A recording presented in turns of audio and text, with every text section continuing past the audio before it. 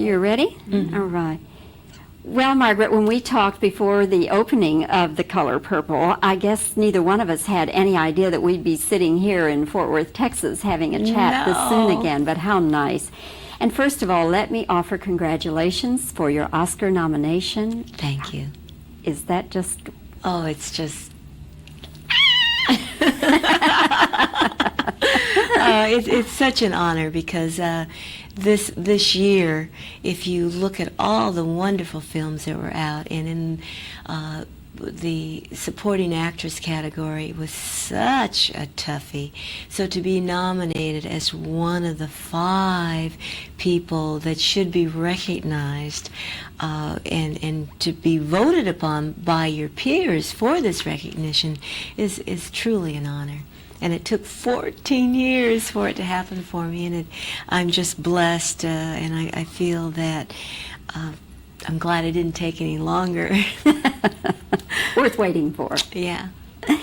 Of course, Oprah Winfrey is also nominated in that category in supporting actress, and then Whoopi in best actress. Yes. But I'm wondering, since Oprah and you both are nominated for the same category, do you feel that that hurts your chances for both of you to, or either of you to win?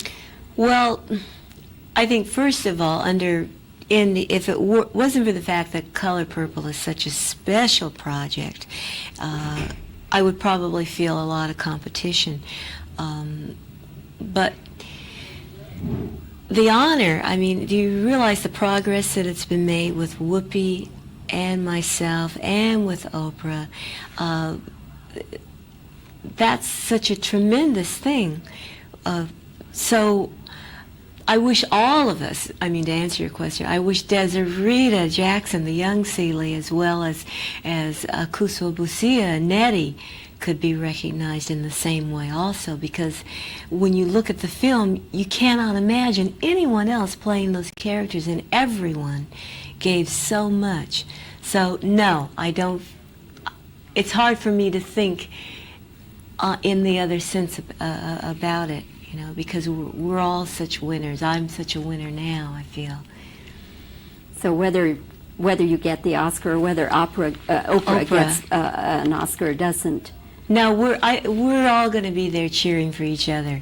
Just the film Color Purple makes such a statement, and so many wonderful messages are in the film. Alice Walker's spirit is going to prevail. Everybody. Oscars notwithstanding. Okay. You, of course, gained, I think you told me before, 20 pounds, and then now you've lost that? Yes. I didn't want to be any more embarrassed than you see, Steven asked me to gain 10 pounds. That was all, 10 pounds. And in order to do this properly so that it wouldn't just go the normal places that excess weight goes to on women, I chose to work out with a bodybuilder. And in the paranoia of thinking I wouldn't gain the weight, I gained 25. So I've kept 5 pounds because I was rather gaunt when starting, and I have lost the 20 pounds. Was it difficult? Not too much, no. It's the firming up that's difficult. You know, to get all the getting the skin from talking back at you. You know, when you walk. You know, once you get my age, it's a little harder. Yes, and but fortunately for me, I did not, number one, have the weight on that long. Only like 4 months, 4 or 5 months at the most. And the other thing being that I have always been into exercising every day anyway. So, and I'm not an eater. Honestly, in the movie, she didn't look that big to me. Let me know in the comments your thoughts about this. So I have all those things. The hardest part in gaining the weight was to have to eat all the time. I had to overeat. So I'm glad I'm me again. What did you make of Steven not getting nominated? Do you see this? we all just what can I tell you? I can't speak for the Academy. Directors vote for directors, actors vote for actors. I can only say that Margaret Avery, I know I would not have gotten a nomination for Best Supporting Actress had it not been for Steven. So my nomination is as much his as mine. And I think we all feel that way. All 11 of us are going to be there the night of the Academy Awards, cheering for each other and giving our own special tribute to Steven Spielberg. Have you talked with him since he did not get nominated? No, I understand he's been in Hawaii, and my prayers go to him, hoping that his bravery will continue as it has, as it required in making The Color Purple, because no one else would touch the project. And I understand his peers said, "You're crazy to do such a project," but he wanted to do it, and I thank him for it, and I cheer him for it, and hope that he continues to do the brilliant work that he has done in the past. Don't you think he rather anticipated a nomination? Surely he did. I would say that anytime you know or you feel in your heart you've done something special. I mean, I can't speak for Steven. Myself, I mean, I would have loved to have thought I would get a nomination. I mean, myself, I think that I was truly, literally a dark horse. Let me know in the comments, do you think Steven Spielberg should have been nominated? So I feel just wonderful getting the nomination. But, I mean, I can't speak for him, but don't you think he deserved it? If your film gets 11 nominations, you, the director, had to play a strong role in that. You say that were it not for Steven, you probably wouldn't have got a nomination. Now, I'm thinking of this one scene, your wonderful line, "You sure are ugly." No, you show is ugly. Now, what? And then the laugh. Now, is that something you did, Margaret, instinctively, or did Steven want you to do it that way? Tell me how that evolved. Well, first of all, in the book, Alice Walker, that's the way she writes it. And Margaret Avery knew as in developing the character, I wanted the laughter. I laugh. I'm a laugher, but I wanted to be a special laugh. And this I started working on when I was auditioning, before I auditioned for Shug. I knew that laughter was, I mean, to me, Shug, when she laughed, it was like, the sky's the limit. It was no inhibition. She just laughed. And in Alice Walker's book, when she talks about it, people say, you could hear Shug's laughter, or, I mean, she talks about this. So I would go around the house practicing, and my daughter, my 11-year-old daughter, would say, "Mom, yeah, that's the one, that's the one." You know? So by the time we actually filmed it, and Steven told me himself that when he saw me, my camera test, that it was the laugh that caught him, one of the things that caught him. So I knew that when we did that take, it was going to be that Shug laugh, and we did it. It took us many times to get that scene. We waited for rain. Then when the rain came, we couldn't shoot it because another actor was there from New York, and we had to wait for him to do his thing. Then the rain left again. Then we shot it again, and it wasn't audible. Then we shot it again, and something else. It was too shadowy. So finally, we did it, you know. But your line, was that also done many, many times, your line and your laugh? Well, that close-up? The line and the laugh were a part of the same. Yes, it was done. Such a special moment in the movie. Such a special moment. Okay. Why did you not do your own singing in the movie? Not enough time. You know, I was the last character to be cast, and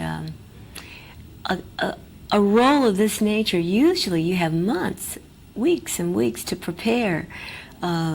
I just marvel at the leading names such as De Niro and many actors, Dustin Hoffman, who have months to prepare. So once Steven said that he wanted a December 18th release, it was like this tremendous amount of music. But I did attempt it. I was shooting all day at Universal Studios when we first started out, and that with makeup and transportation and all, you're talking about 15, 16 hours a day, and trying to go from there to Quincy's studio, it just impossible. So I tried it though, and Quincy called me one night and he says, "Margaret, we've decided to go with another singer." And I begged him. I said, "Oh no, Q, I can do it. He says, "Honey, what's going to suffer, the acting or the singing?" And you know, singers know that when you're exhausted, your voice is the first thing that goes, and probably with dancers, your legs are the first to go. And I said, okay. And the next day, a couple of days later, I realized it was like a weight off my shoulders, because it was enough work to work on Shug as the character. And then once Tata Vega, who was wonderful as the singing expression of Shug, once I heard her, it was still work to get every single breath and nuance of her incorporated with the direction of Steven and Margaret Avery as a character. So I definitely had my hands full. But I hope that the audience enjoyed it. And I feel very complimented when people say, "Well, when you sang," and I think, oh, I have to tell them, no, it wasn't me. But I do sing a couple of the tunes in Margaret Avery's show. Yes, which was here in Fort Worth last night. Yes. And, you know, I hope you will come back and do another concert at some future date, Margaret, because the word of mouth on this is going to be so wonderful. Oh, I hope that the so. next time they'll fill that house twice. Mm-hmm. I think we can count on that. One last question, and that is some criticism of Steven for watering down the book, and particularly the relationship between you and Celie. Now, what would you like people to understand about that?